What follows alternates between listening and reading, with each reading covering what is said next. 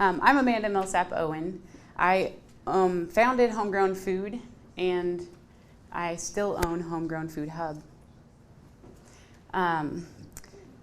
Some of you were in the kitchen last night, but a lot of you were not. So it's about 3 times the size of this stage, but we managed to do a lot through it, and I'm going to tell you a little bit about why and how we do what we do today.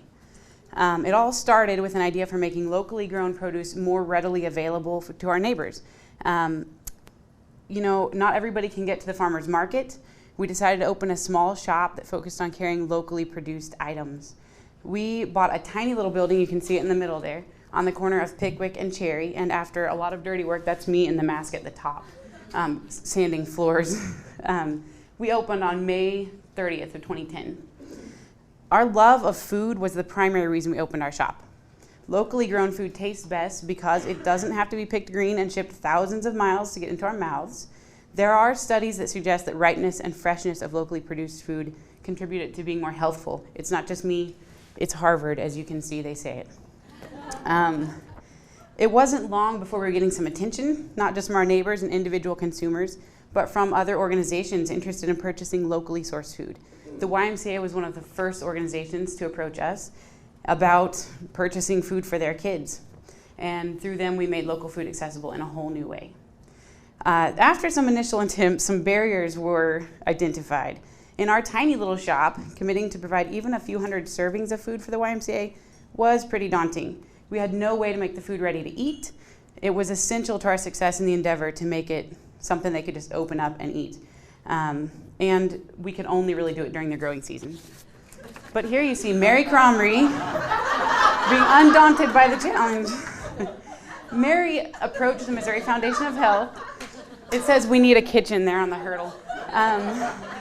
Because we needed a facility to make our food ready to eat. And so Mary came to us with a plan to create that space. The process of building the necessary kind of kitchen was lengthy and pretty complex, and I don't want to bore you with it, but in order to have space for that kitchen, we moved our store one building south of where we were into a larger space, and it took 18 months to renovate. Stephanie knows a little bit about that, but the result of our work changed the course of our business entirely. The kitchen we created is now certified with the local health department and the FDA, and is capable of processing food to serve the YMCA's after-school program with whatever they want during the growing season, and also put up enough that they can eat tasty food during the wintertime. The food can all be washed and processed so that it's just ready to open up and eat. The processes are kept as simple as possible. First, we find a farmer we can trust. The food is harvested. You can see here it being washed in our produce sinks. And you're going to see our farmer on the next slide. But once we get the farmers we can trust, they harvest for us fresh. They either bring it directly to us or we go pick it up. And then it goes into our produce sinks. It gets washed with Fit Wash. Everything that comes out of those sinks is clean. 99.9% of bacteria is killed in that Fit Wash. Once the food has been washed, it may be prepped by peeling, cutting, blanching, and sometimes we even cook it, depending on what it is. Then it's measured and sealed into bags with 10 servings each. At this point, things are either ready to serve or ready to freeze for tasty wintertime dining. You can see here the strawberries in the serving cups. These are strawberries in our freezer. So same process up to that point, just going different places. The last year has not been without its challenges. Since May of 2013, we've purchased more than 11,000 pounds of local produce. The kids are eating it up. They love most of what we serve, and we've been able to adjust as we learn what they like and what they don't. It's been really amazing seeing kids try stuff that maybe they didn't even recognize before they tried it through us. When I started this, I was a one-woman team and due to have a baby in 4 months. It was taking a long time to get our processing done, as you can imagine. Luckily, since then, we've had a lot of other community members get interested. We have 4 full-time volunteers now who are there all the time. And we have a lot of other people who step in and fill in the gaps when we have mountains of food to process. Sourcing is another challenge. Purchasing for the kitchen requires much larger quantities than we ever needed for the store. But we've reached out to some amazing growers, and our local farmers have come through for us. At this point, they're even asking us what they can bring us in the future so they can plant it ahead of time. We're giving them contracts, which provides security for all of us. Other challenges crop up in the kitchen. To name a few, we learned that not all labels stick to frozen product after it gets frozen and transported. We learned that kids like their applesauce more sweet than tart. We learned that blueberries and green beans like to escape our little produce washing baskets and float around in the sink. Problems are continually identified and overcome in our kitchen.